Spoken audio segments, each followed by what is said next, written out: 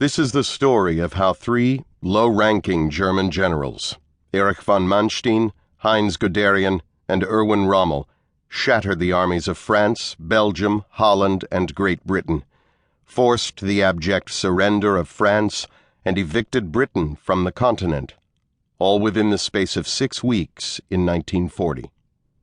The effects were world-shaking.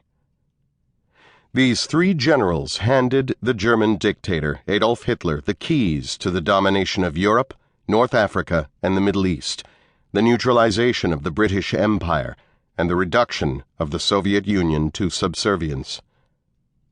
The campaign in the West in 1940 was the most complete military triumph in modern times, but it could have been an even vaster victory that could have abruptly transformed the political structure of the world. That this did not happen is because Hitler reacted in panic and disbelief to the stunning success that was unfolding. Instead of recognizing the gift that the generals had presented him, he frantically put the brakes on the advance. At precisely the moment when German forces were about to seize the port of Dunkirk, Hitler ordered the tanks to stop and allowed the entire British Expeditionary Force, BEF, to escape. This was the single most devastating military mistake in modern times. If the BEF had been forced to surrender, virtually the entire British professional army with nearly all of its top commanders would have become captives.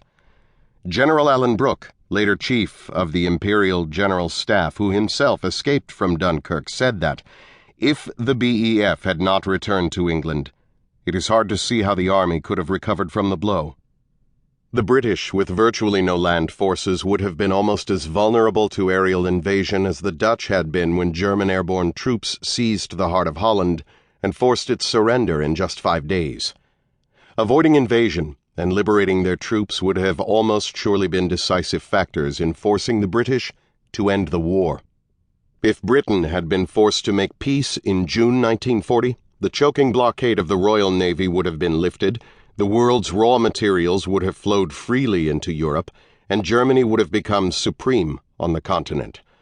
It would have had the choice of attacking the Soviet Union without fear of its rear, or of so intimidating the Soviets that Joseph Stalin would have acquiesced to nearly all German demands. In other words, Germany would have instantly become the heart of a great European empire that could have dictated world events.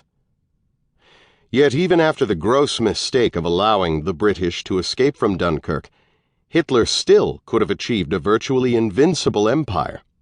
Only a single, understrength British armored division in Egypt barred him from occupying North Africa, Suez, and the Middle East. Seizing these regions would have forced the Royal Navy to abandon the Mediterranean, given Hitler unlimited oil, and placed German armies within striking distance of the Soviet oil fields in the Caucasus and along the shores of the Caspian Sea.